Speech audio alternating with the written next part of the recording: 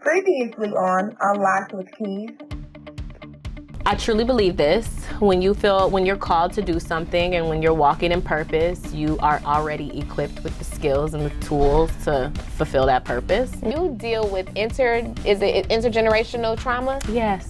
Okay. In a nutshell, it's just basically acknowledging that trauma or significant life events that cause a trauma response. How that can be passed down generationally. It could literally be passed down in your biology. If as a woman you are pregnant and you are undergoing a lot of stress, you are releasing stress hormone, cortisol, into your body, and it will influence the brain development of your child. So then your child may end up being more prone to anxiety. Their temperament may be a little bit more prone to ADHD. Like, it can influence your biology. So when people say it's genetic, it's not just genetic out of nowhere. It's all about how like the neurotransmitters and all that works. So that's one way. But the other way that trauma is passed down is behaviorally. So I'll give you an example. If a woman or a man is abused as a child, say someone has a sexual violation as a child, they're abused, and then they become parents, and now, appropriately so, they're very hyper vigilant. You can't go to sleepovers, you can't go to anybody's house, I'm nervous, people out here is quote unquote crazy, you can't go. It can influence that child's comfortability around people. You know, it can impact their social development because now they're not interacting with a lot of people. So it transfers in the physiology, but also the behaviors as well. And when I work with teenagers, I've noticed a lot of times that there are direct connections to the way in which their parents or their caregivers have grown up, for better and for worse. Wow. I even see it in my own life, you know? Yeah. So that's basically what intergenerational trauma is. Wow. It's interesting you say. I do remember growing up being super sheltered. Like, oh, you can't even, I was lucky enough to be able to go to my friend's house next door and down the street. That's it. Sleepovers, no. My parents did. I don't even think, I won a few sleepovers and they were on the same street. And they And was then like, I had to know the I'm not parents. having it. Yeah. Even senior year high school, we went out of town with my friend. Now they were all good friends, but it was like, we need to sit down and meet these parents. And I get it. I do feel like you said, it does impact the child in some way. But so when does and it doesn't have to be a bad impact, right? Right. It could be the opposite. It doesn't. It just does have an impact. Right. Yeah. Does it always have an impact?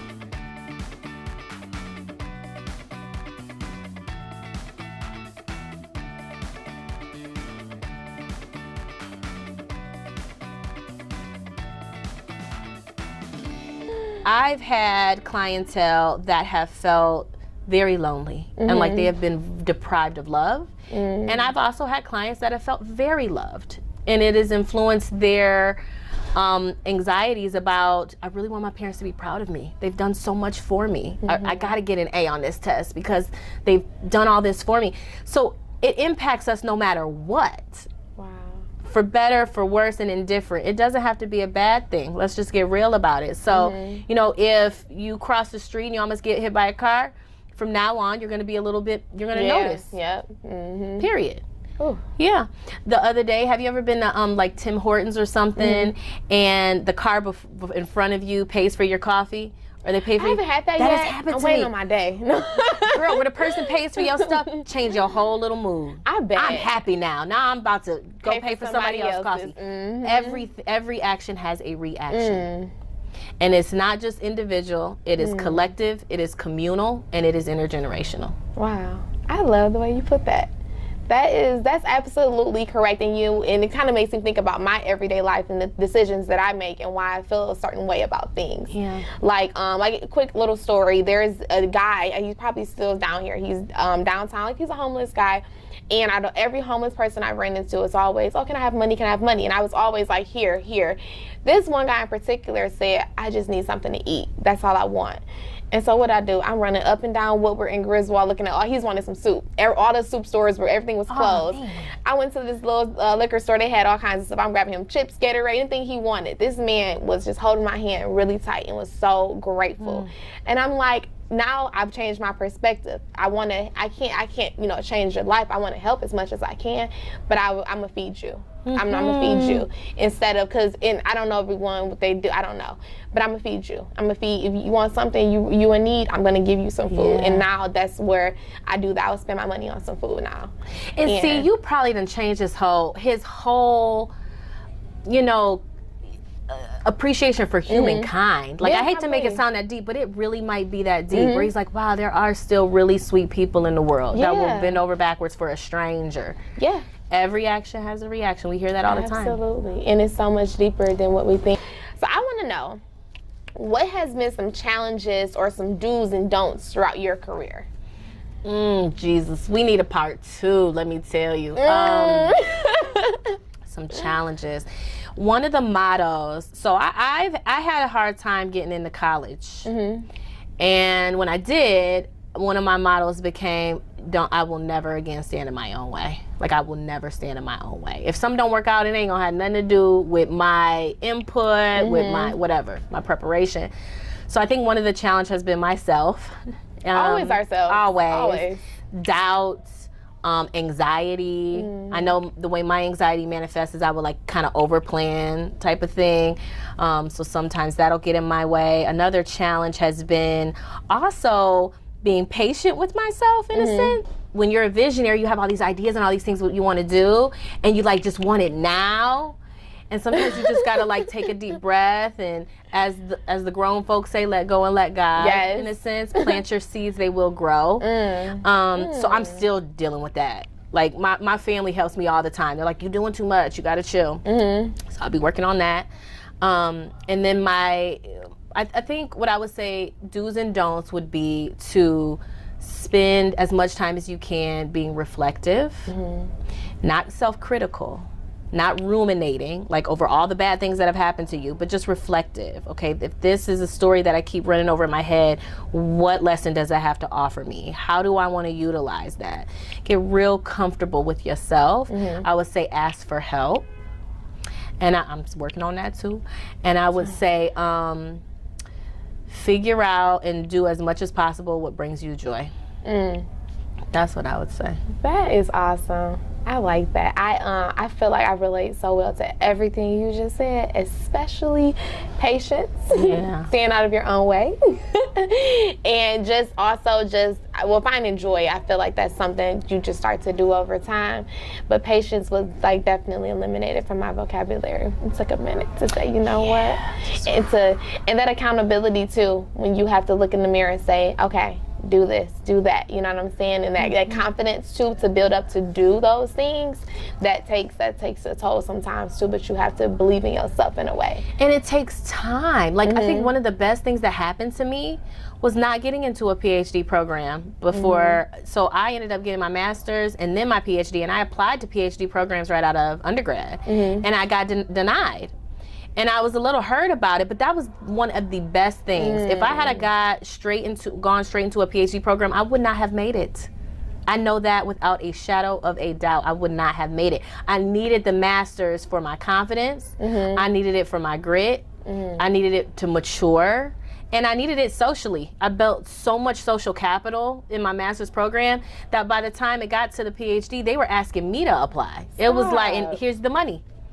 Okay, so you see, I was like, ooh, it wouldn't happen like that. Gotta be still. So I just had to wait. Yeah, and let me say, the place where I got, Western Michigan University, where I got my master's and my PhD, I got denied for undergrad. Wow. Now how does that happen? And then they turn around and pay for it. It happened the way it was supposed to happen. You have an event coming up called Party with a Purpose. Tell me about Party with a Purpose. Oh, I'm so excited. I was so nervous, but I'm so excited. So Party with a Purpose, what purpose? To heal the brokenhearted. It is to celebrate health, healing, community, wellness, is to bring exposure to mental health and mental wellness into the organization Future for Teens. It will be our first fundraising event in Pontiac, Michigan, which I'm originally from Pontiac in Bloomfield Hills. Okay. And so it's like it's kind of at our hometown, you know, and we just want exposure for the organization. So we're going to party, and we're going to party with intention to raise a little bit of money, to give exposure to the organization, and to celebrate wellness and healing. Awesome. Now, are there going to be different events or things going within it? So let me tell you what to expect. Yes. Because Future for Teens is in the name, people think everything we do is for teens. But given what I said earlier, like, to heal and support teens, you have to support a community. Yeah. And so this is for adults. This is for the parents, the caregivers, the church, youth pastor person, business owners, mentor. This is for grown-ups that want to come and have a good time. And we're going to have surprise entertainment. Okay. From one of our Future for Teens graduates is going to serenade us a little bit. Yes. And then we have another surprise entertainment element. We're going to have a DJ and dance. I want to see folks shake a tail feather. We're going to have a raffle buffet. We have so many incredible sponsors and donors. Wow. And we're also promoting Black business. We have a boutique business that is offering a beautiful trench coat. We have private dance lessons from Detroit's own Mr. and Mrs. Matthews. Okay. Folks know them. They're donating a full class. Are you kidding me? Yes. Okay. Y'all better come party with the purpose. Okay. Because they will rock the house, right? So we have them. We have, and then for our VIPs and sponsors, another unique element, we will have a sneak peek of our documentary that is coming out in the fall. And a private dessert reception. And as if that's not enough, we also have a live podcast happening that night on stories of heartbreak. We have time for all this? Yeah, well, because it's dynamic. You can move through the space and do a little bit of this, do a little bit of that. I like this area. Oh, this is where I belong. Oh, I like We want it to be fun and not like, they have their purpose too, but not like a banquet style fundraiser. We want it to be dynamic. I like that. Oh, that sounds like a lot of fun. Get your tickets right now. As soon as possible, get tickets, because that's going to be you have everything is all in one. I like that. Now, before we leave, I want to know, what is your ultimate mission in life? To promote healing and connection and leave a legacy. And what's something you want to be remembered by? Just love. Just like, man, Brandi, she was a good one. Just love. It don't even have to have words. You know, when somebody could just be like, that's it. That's it. I like that. Just love. Yes. Now, before we go, can you give everyone your social media, website, or any contact information they can reach you on? Yes. I'm very easy to find. Dr.Brandi Pritchett-Johnson. You could just Google it even. But to be specific, future4teens.com. TheDianeMorganGroup.com. You can find me on Facebook, Brandi Pritchett-Johnson, Diane Morgan Group, Future for Teens, Instagram, Future for Teens, Diane Morgan Group, Brand PJ. Just Google us. Yes, and she'll pop right on up. And I want to thank you all for locking into another episode of Unlock with Keys. Goodbye.